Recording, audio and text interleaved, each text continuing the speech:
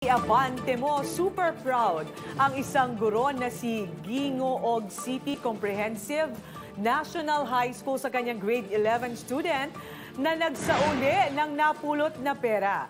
Hindi man ganon kalaki ang halaga, pero ang importante anya ay nagpakita ng katapatan ang bata. Sabi ni Teacher Fritzy Aileen, aratan puray, nakakataba ng puso dahil ito ang values na kanilang itinuturo sa eskwelahan at naisabuhay ito ng estudyante. Kaugnay niyan, baka kasama po natin si Teacher Fritzy Aileen at ang honest student na si Argel Montoya Gamit. Magandang umaga po sa inyo.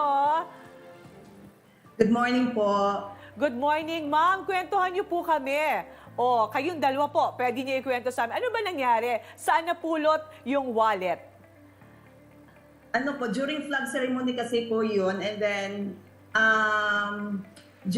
while nasa line na po, nakita niya yung pera, and yes, yung 300, nakatiklop.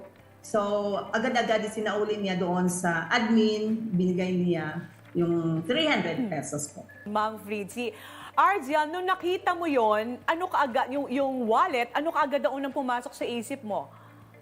Sa uli po.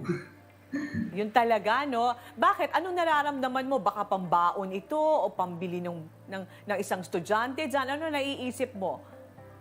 Ano po, baka wala siyang pambili ng pagkain niya pag-abot ng tanghali po.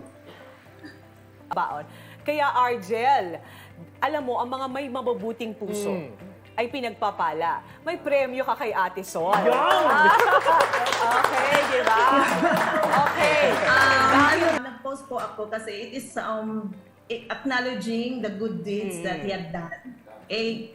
Totoo yun, kakaunti lang yung pera, 300, pero the mere fact na sinauli niya yung pera. At when I asked him, buti na sinauli niya, sabi nga niya, natatakot daw siya kasi maybe he believes in karma and wala talaga sa isip niya na ibulsan niya yung pera kahit his classmates joke around him na wag na, snack natin, pero talaga sinauli niya.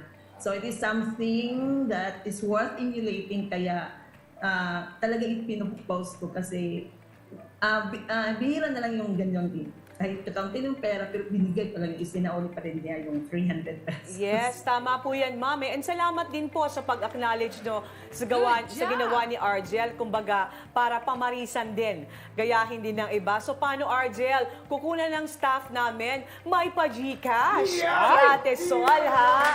May papadala kami, ha? May papadala kami sa'yo sa Gcash mo. Tawa siya ng tawa. Shy type. Good job.